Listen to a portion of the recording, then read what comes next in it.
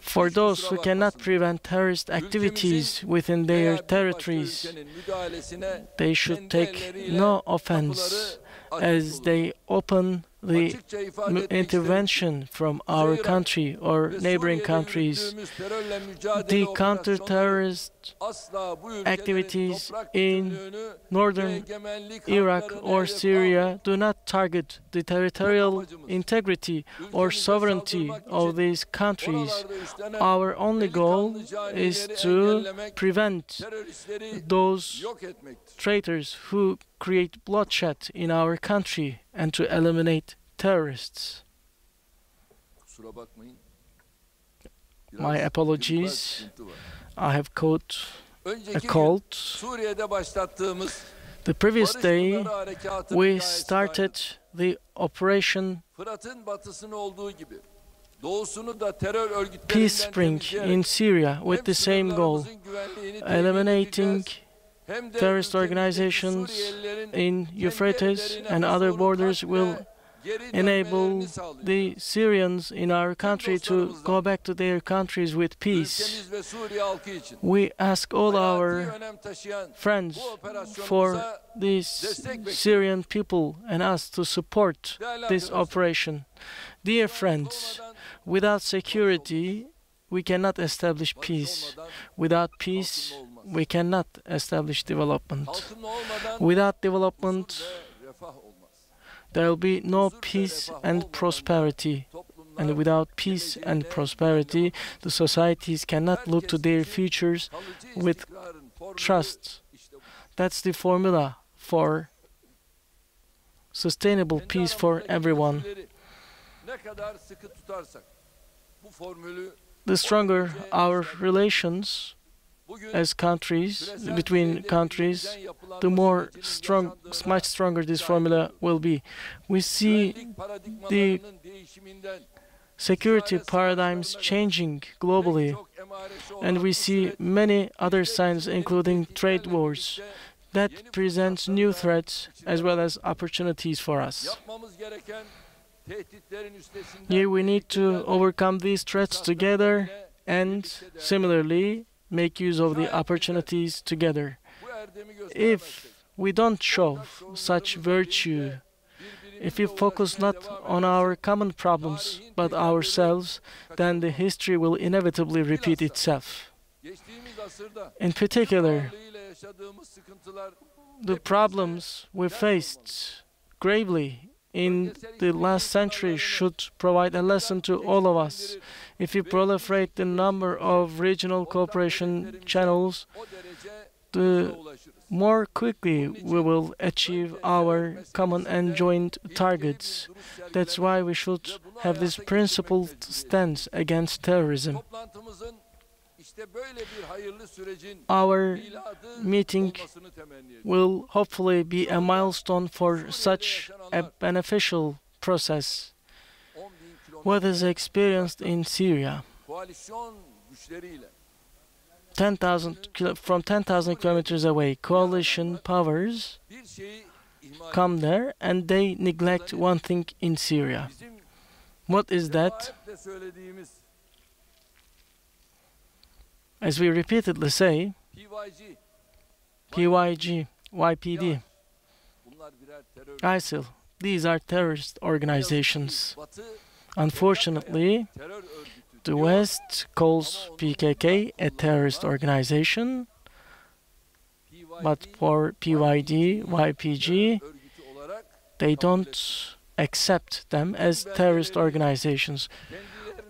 All the documents were provided to them, but they still don't regard them as such.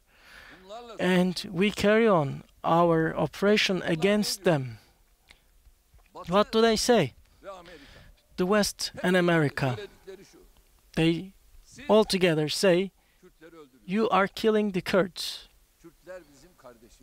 The Kurds are our brothers and sisters.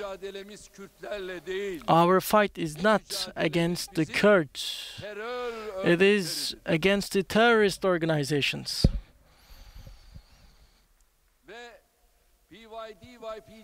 And PYD, YPG, ISIL, these are all terrorist organizations. All the documents, we have all of them.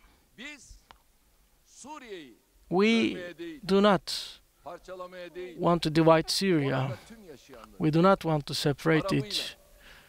We want to include all the Arabs, Kurds, Yazidis, Keldanis, all of them.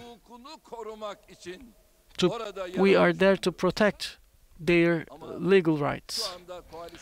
But the coalition powers do not have such a concern, or others don't have such a concern. But we have such a concern, because we always receive threats from there. And we have a border of 911 kilometers. With whom? Syria. Do the others have a border here? They don't. None of them has borders with Syria, excluding Iraq. Today, we saw a 1-year-old Syrian getting killed with the cartridges. Also around 10 people, 10 citizens from us. In the past, hundreds of them were killed. Until when are we going to wait? We can't wait. As Turkey, a country with 911 kilometers, has the right to fight against PYD. The organization is not accepted even by Syria, and we will not stop our struggle against them.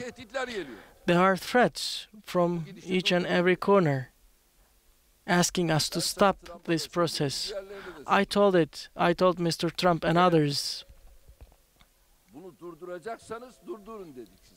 if you want to stop it, you should stop it. That's what we said, but you didn't. Please translate it correctly. We are taking care of our own problems. We're pulling ours by our own bootstraps.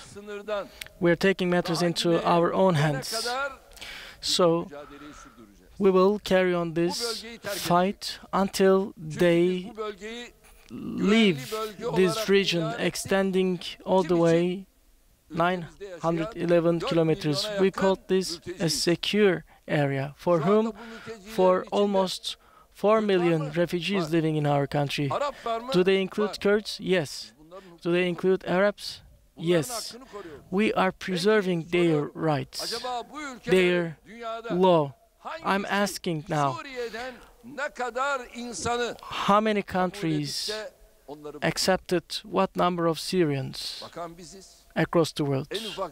We are the country taking care of them. They're not lending even the smallest support, but when it comes to talking, they do so.